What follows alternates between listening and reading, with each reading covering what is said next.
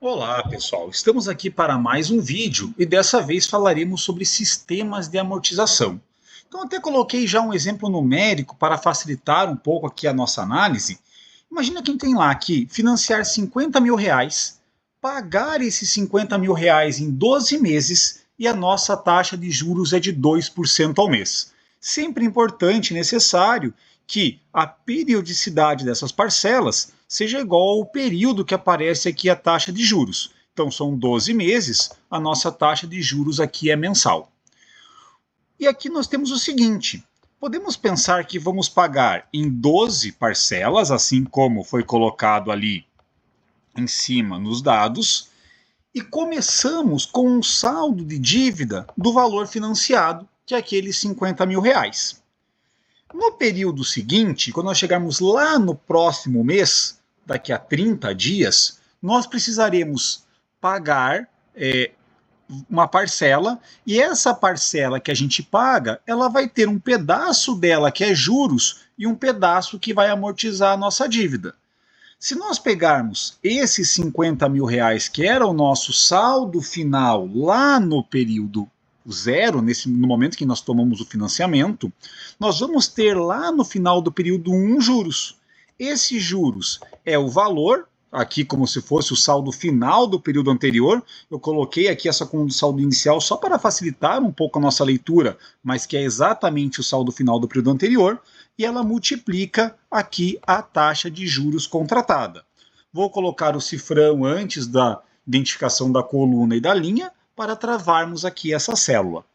Então, agora nós temos aqui R$ 1.000 de juros. Significa que nós estamos devendo, lá ao final do período 1, 51 mil reais. E nós vamos utilizar um determinado valor de parcela para fazer esse pagamento. Eu vou arbitrar aqui valor, eu vou chutar e depois eu coloco de uma maneira um pouquinho mais exata. Mas imagina que esse nosso valor da parcela é de 5 mil reais. Se a nossa parcela é de 5 mil reais e nós tínhamos aqui um valor de juros de 1.000, o que nós vamos amortizar é o valor da parcela menos esse valor aqui de juros. Então, daqueles 50 mil, nós vamos amortizar 4 mil, embora a gente pague 5 mil aqui nesse mês. Por quê? Nós tínhamos 50 mil reais do original, mais R$ 1.000 aqui de juro. E agora, o nosso saldo final, ele passa a ser o saldo inicial de 50 mil reais, menos aquele valor que foi amortizado.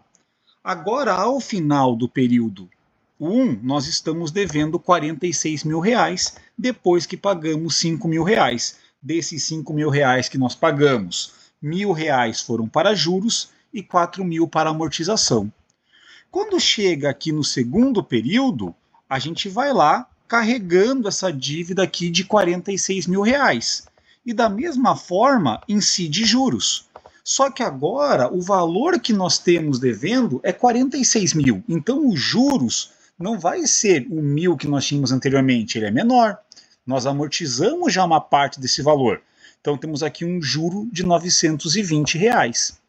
Se nós continuarmos com o valor de parcela de 5 mil reais, se eu pegar aqui e colocar novamente com os 5 mil reais, o que nós vamos ter de amortização é o valor da parcela menos os juros. Ou seja, agora nós vamos amortizar mais, vamos amortizar R$ 4.080. E essa aqui é uma característica quando o valor da parcela é fixa. O valor de juros vai diminuindo conforme o período e a amortização vai aumentando. Então agora o nosso saldo final é o nosso saldo inicial de 46 mil, menos essa amortização aqui de R$ 4.080. E essa mesma ideia eu poderia pegar e fazer aqui, vou fazer mais um mês no detalhe, depois eu arrasto tudo para baixo. Pegamos lá o saldo final do período 2 e trazemos aqui como saldo inicial do período 3.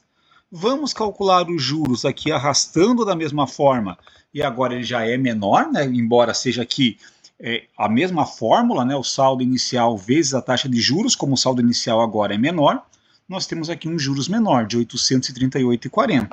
Se nós mantemos o valor da parcela de 5 mil, a amortização vai ser agora maior ainda. Vai ser os 5.000 menos 838,40. Temos agora aqui uma amortização de 4.161,60. E o nosso saldo final passa a ser o 41.920 menos essa amortização aqui de 4.161,60. E agora eu vou pegar essa mesma ideia e arrastar para baixo, aqui para todas as nossas células. Aqui colocou 5.001, aumentou, agora eu deixei aqui certo com 5.000. Então, dessa forma, se nós pagássemos R$5.000 todo mês, ia chegar lá no final e nós teríamos pago a mais R$3.648,36. O saldo final está negativo, nós pagamos mais do que nós tínhamos lá de dívida e mesmo com as correções. Então é menos do que R$5.000 o valor que a gente tem para pagar. Esse valor que a gente tem aqui para pagar, eu vou deixar agora no valor da parcela, aqui vinculado. Vou deixar aqui a parcela como R$5.000 e poderia ficar trocando aqui os valores. R$5.000 foi demais. Será que 4.900 por mês seria suficiente? Ainda o saldo devedor aqui final fica negativo, ou seja, pagamos mais do que devíamos. E se for 4.800, ainda negativo. 4.700, já agora ficou positivo. Então o que nós temos que pagar de parcela por mês é mais do que 4.700. Mas existe um valor que colocado aqui fará com que esse saldo final aqui seja zero. Nesse caso, eu vou fazer algumas alternativas para isso. Primeira parte, poderia utilizar aqui o dados teste de hipótese atingir meta. E o que nós queremos definir é esse valor da célula G20, que é o nosso saldo final, para o valor zero. E para isso, alternando, ou seja, variando esse valor da célula C5, que é o valor da parcela. Então, no lugar de eu ficar manual ali, colocando 5.000, 4.900, 4.800, 4.700, eu vou deixar que o próprio Excel aqui faça esse processo de ir, digamos, chutando os valores. E daí ele chega lá, que com R$ 4.727,98 de parcela por mês, o nosso saldo final é zero.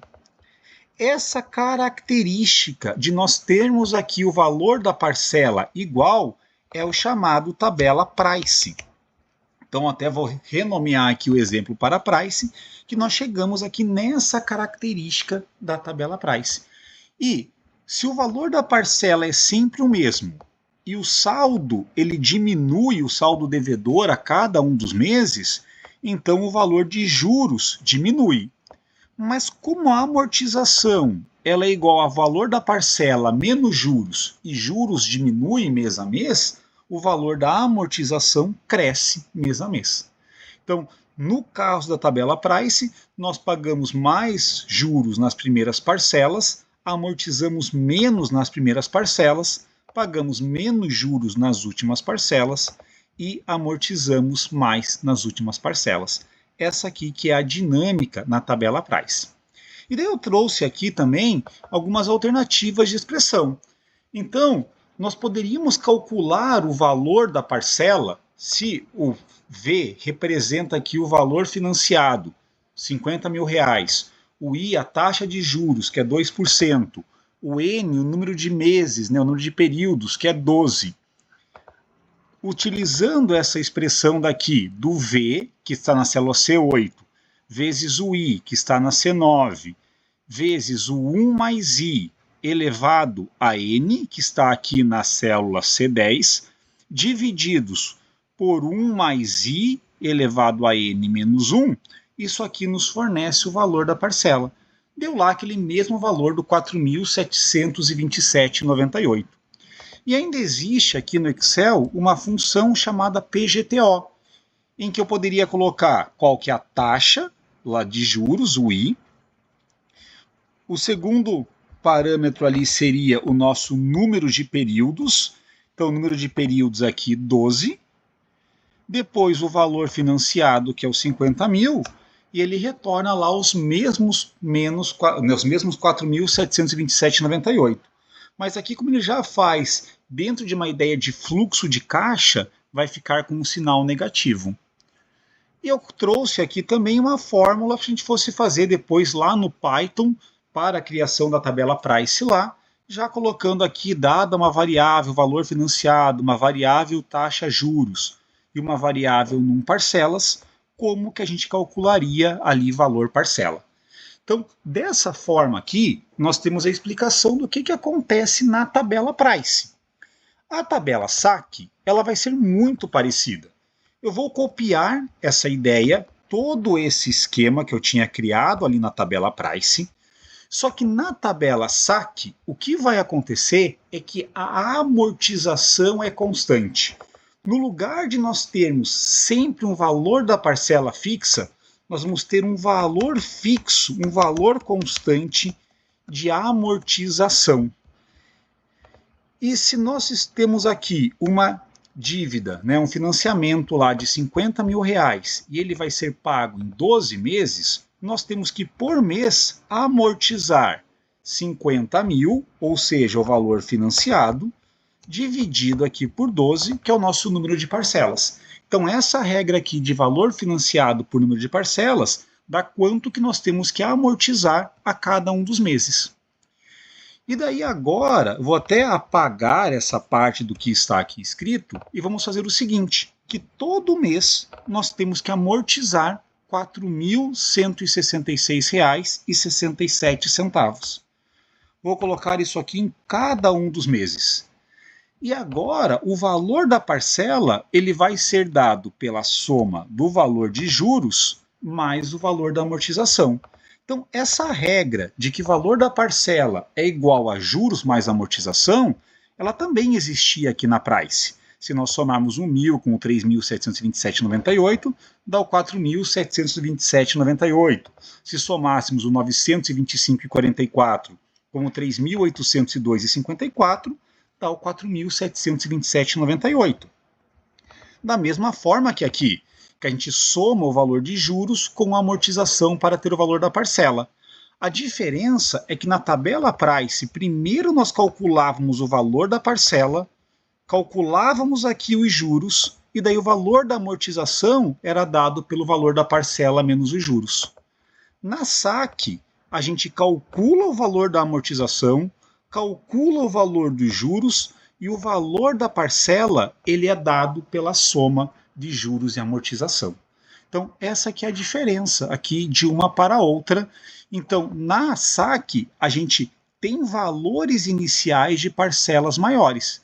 Se compararmos lá com a price, a parcela era sempre R$ 4.727,98.